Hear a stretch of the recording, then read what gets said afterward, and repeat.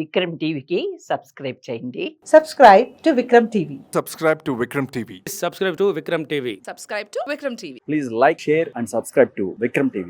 Software companies లో Yeah. చెప్పొద్దు కానీ పేరు హెచ్ఆర్స్ వీళ్ళందరూ కొంత Yeah. వర్కర్స్ తోని చాలా అగ్రెసివ్ గా చాలా చిన్న చిన్న దానికి కూడా కోప్పడడం, నలుగురిలో ఇన్సల్ట్ చేయడం ఇలా జరుగుతుంటది కదా.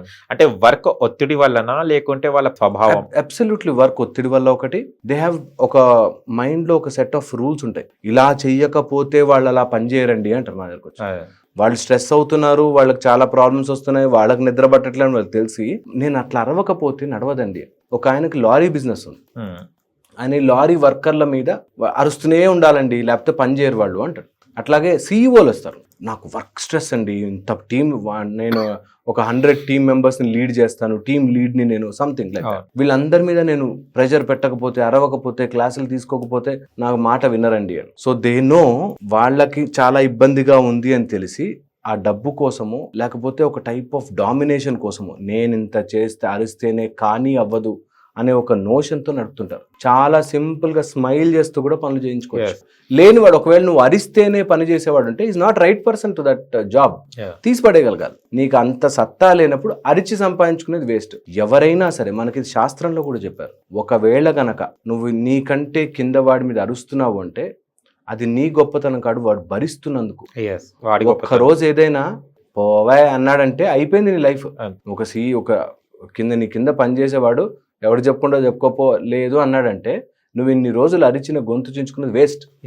ఆ టైం మళ్ళీ నీకు వస్తుంది అన్నది గుర్తుపెట్టుకోవాలి. నువ్వు ఎప్పుడైతే నీ కింద వాడిని అరిచి డామినేట్ చేయడానికి ట్రై చేసావో సేమ్ నీ హయ్యర్ లెవెల్ నుంచి నీకు అది వస్తుంది. అందుకని you should be very very careful that you will not talk unnecessary మాట నోట్లోంచి. కోపం కానీ స్ట్రెస్లో ఉన్నప్పుడు కానీ, నీకు స్ట్రెస్ రావడం కోపం రావడం న్యాయం, కానీ ఆ స్ట్రెస్ కోపంలో తప్పు మాట్లాడడం అనేది రాంగ్.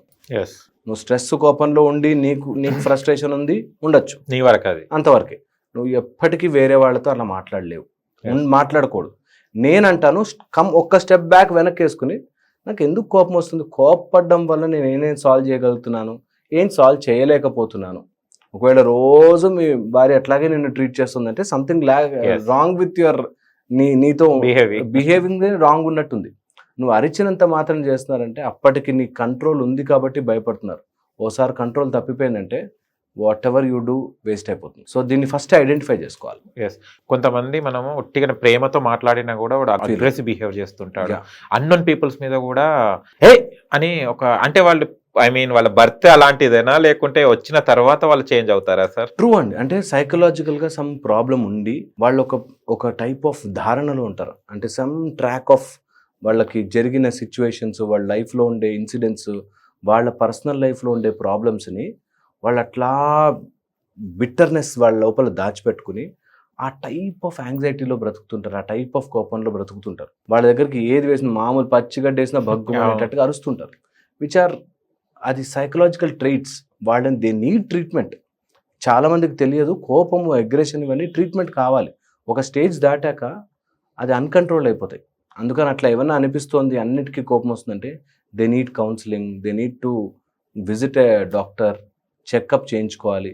అలాంటి వాళ్ళు సొసైటీకి డేంజర్, వాళ్ళ పర్సనల్ వాళ్ళని వాళ్ళు విషయం చేసుకుంటున్నట్టు.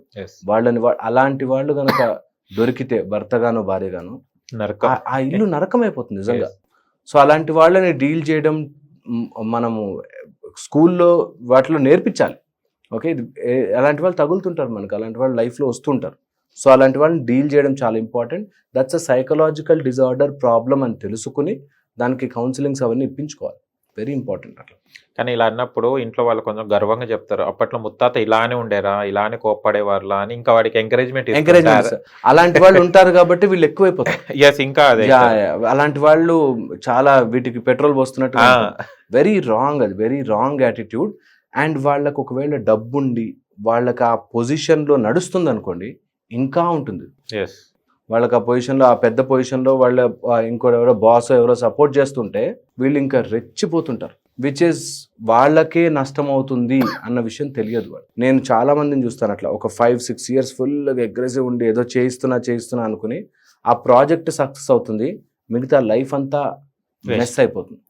సో అలాంటి వాళ్ళతో we should be really careful around వాళ్ళతో ఉన్నప్పుడు డీల్ చేయడం కూడా నేర్చుకుని ఉండాలి. కొంతమంది బాధలు ఉన్నప్పుడు వీళ్ళు హ్యాపీగా ఫీల్ అవుతారు. ఈ అగ్రెసివ్ మైండ్ కూడా వాళ్ళది అప్పుడు కూల్ అయిపోతుంది. చాలా బాధగా ఉన్నాడు వీడని. ఇలాంటి మెంటాలిటీస్ ఎందుకు ఉంటాయి. వస్తాయి సార్? దాంట్లోనే పార్ట్ ఏంటంటే డామినేషన్. ఓకే. ఇప్పుడు ఎవరైనా కోపం పడి ఎందుకు నేను చెప్పింది నువ్వు వినలేకపోతున్నావా అన్నప్పుడే కోపం. నేను నాకు కావాల్సినట్టుగా నువ్వు చేయలేకపోతున్నావా అనేది కోపం. అండ్ కోపంలో ఉన్నప్పుడు అడిస్తే నువ్వు బాధపడమే వాళ్ళకి కావాలి. నువ్వు వేస్ట్ గాడివి, నేను చాలా గొప్పవాడిని చూపించినప్పుడే వాళ్ళ ఈగో సాటిస్ఫై అవుతుంది. మరి వాళ్ళు ఏడుస్తున్నారంటే వీడి ఈగో సాటిస్ఫై అయినట్టు. వాడిని చూడు ఎలా భయపడిచ్చాను, వాడు చూడు నా మాట వినకపోతే ఎలా అయిపోతాడు, వీడి సంగతి చెప్తా, నీ పని అయిపోతుంది. ఇవన్నీ కూడా పార్ట్ ఆఫ్ దట్ సైకి. ఆ బిహేవియర్ ఉన్న వాళ్ళు ఎంత త్వరగా అయితే అంత త్వరగా దాని నుంచి బయటపడాలి. లేకపోతే ఇట్ కీప్స్ గోయింగ్ డౌన్. నేను చెప్పాక నెగిటివ్ బిహేవియర్ అలా కిందకి వెళుతుంటుంది. ఇంకా వాళ్ళు ఏడవడము, వీళ్ళు సస్తే బాగుండడరా అనుకోవడం, అలా కూడా వెళ్ళిపోతారు.